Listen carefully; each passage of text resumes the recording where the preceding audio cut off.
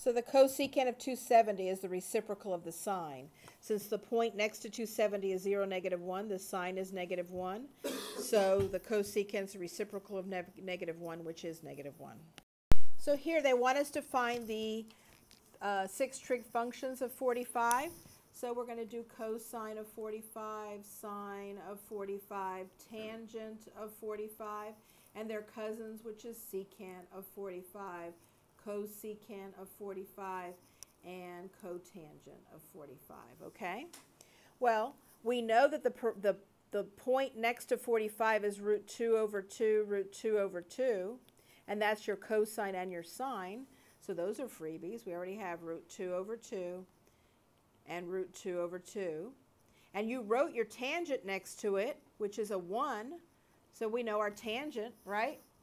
So now we just have to find the other 3.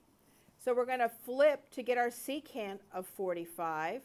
It's going to be 2 over root 2. You flip the cosine. You flip the cosine, and then you have to rationalize it. So it's 2 root 2 over 2. The 2's bite the dust, and you get root 2.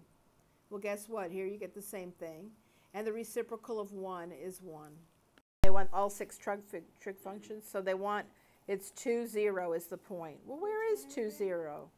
Number 32. 32. It says find all the 6 trig functions. Well, 2, 0 is right here on the x-axis. Yeah. Well, what angle is that?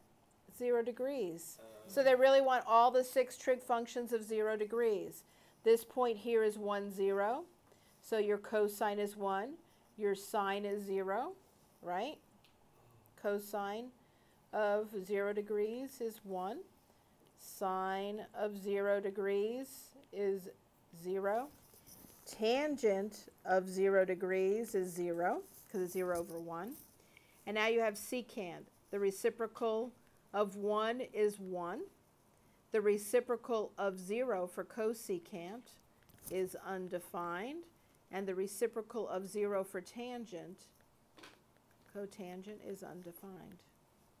All right, so if I have, let's say, 30 degrees,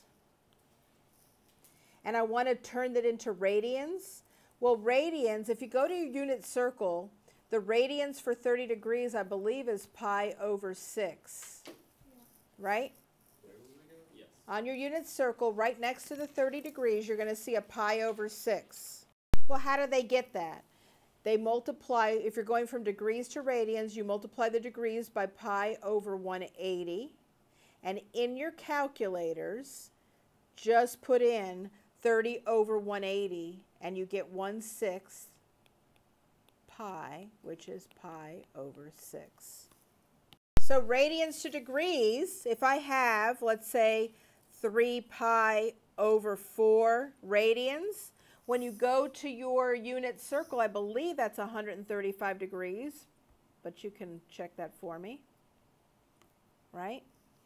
Here you're going to multiply it by 180 over pi. And the way I remember is that this pi is upstairs in a radian. You need one downstairs so the pi's will cancel, okay?